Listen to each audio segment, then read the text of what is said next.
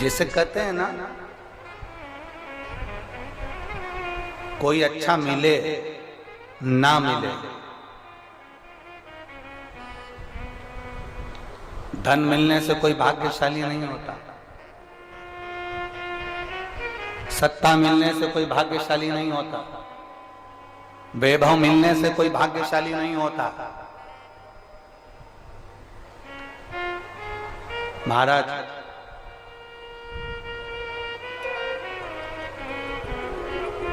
धन मिलने से कोई भाग्यशाली नहीं होता, वैभव मिलने से कोई भाग्यशाली नहीं होता, सत्ता मिलने से कोई भाग्यशाली नहीं होता, बड़ा मकान मिल जाने से कोई भाग्यशाली नहीं होता। शिव महापुराण की कथा कहती है, अगर दो सही मिल जाएं तो तुम्हारा जीवन सफल हो जाए।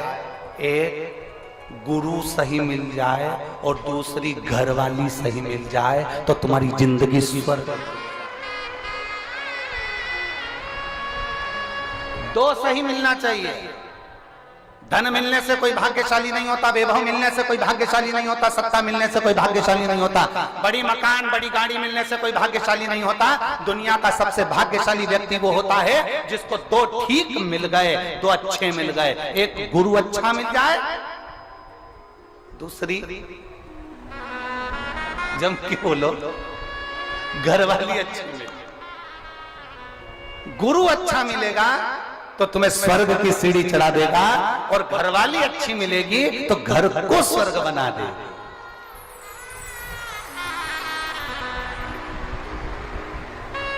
और इसमें से भी गुरु भले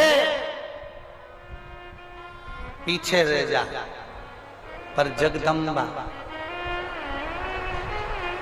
घरवाली भगवान से प्रार्थना करना ऐसी मिले जो मेरे अनुकूल हो, प्रतिकूल नहीं, अनुकूल।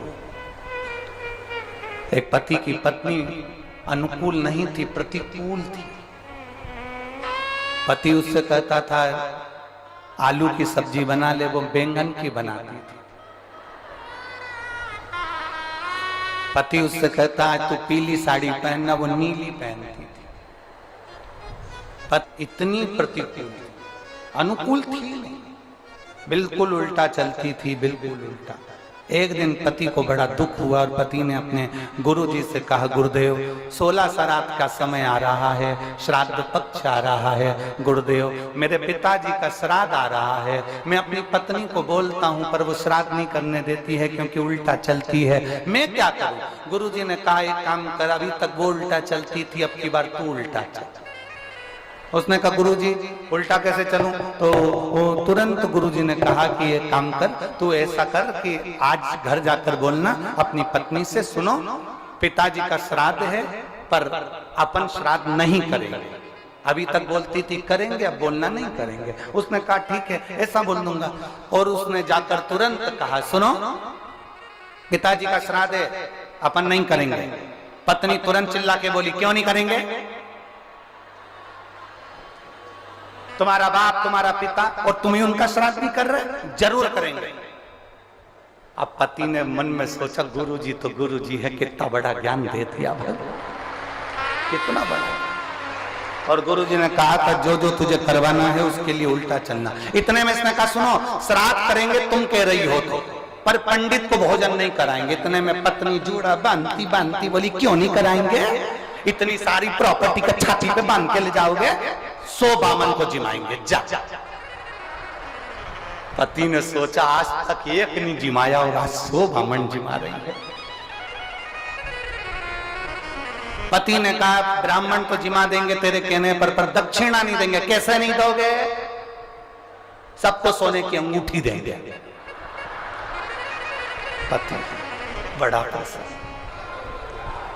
अब पंडित जी आ गए, श्राद्ध करने लगे, पिंडदान बनाया, पिंड करवाया। पंडित जी ने कहा ये पिंड ले जाकर अच्छी गंगा जी की नदी में पानी में इसका विसर्जन करो। पत्नी ने पति से पूछा कहाँ जा रहे हो? पति तिल्ला कर बोला पिताजी के पिंड को नदी में विसर्जन करने जा रहा हूं। इतने में पत्नी चिल्ला कर बोली तुम्हारे बाप ने कौन सा अच्छा काम किया था जो नदी में विसर्जन करने जा रहा हो? गटर में पटक दो। अब यहाँ पर उसको उल्टा बोलना था कि पिंड को गटर में पटकने जा रहा हूं, तो पत्नी बोलती नदी में विसर्जन करो। अब इसने कहा नदी में विसर्जन करो, तो इसने गटर में पटकवा दिया। बड़ा दुखी हुआ, सारा करा धरा पे पानी फिर गया। गुरुजी के पास गया, गुरुदेव गुरुदेव कुछ तो करो कि मेरी पत्नी से मेरा पीछा छूट जाए। गुरुजी ने कहा ऐसे पीछा नहीं छूटने वाला, एक काम कर तू गंगा नहाने हरिद्वार चले। हरिद्वार चले जा तो इससे पत्नी से पीछा छूट जाएगा। क्यों नहीं छूटेगा? पत्नी से भी कह देना कि हरिद्वार जाने का मना करना उसको, तू मना करेगा तो वो जाएगी। बस उल्टा उल्टा करते जाना, मैं तुझे समझा के भेज रहा हूँ वैसा करना। उसने गुरुजी ने जैसा समझाया वैसे ही करा। घर पहुंचा, पत्नी से बोला सुनो पूरे गांव के लोग, पूरे रेवाड़ी के लोग हरिद्वार जा रहे हैं, अपन नहीं जाएंगे क्योंकि अपने पास टाइम नहीं है। पत्नी बोली कैसे नहीं जाएंगे, 40 साल शादी के हो गए, आज तक कहीं घुमाने नहीं ले गए, चलो मेरे साथ हरिद्वार। पत्नी हरिद्वार ले गई पति को। अब गुरुजी ने कहा था गंगा जी में नहाने जाना, और पत्नी जब नहाने लगे तो पत्नी से कह देना ज्यादा आगे मत जा।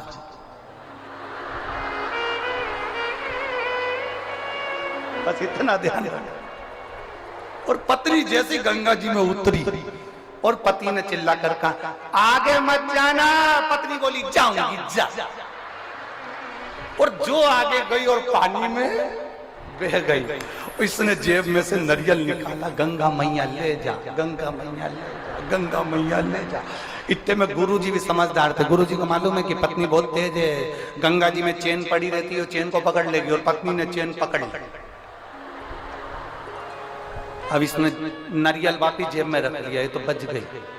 पर गुरुजी की वचन याद आ गए, जब चेन पकड़ ले तो चिल्ला कर कहना जम के पकड़। अब इसने चेन पकड़ी, पति ने कहा अच्छे से पकड़ना, जम के पकड़ना। पत्नी बोली नहीं पकड़ना, जा।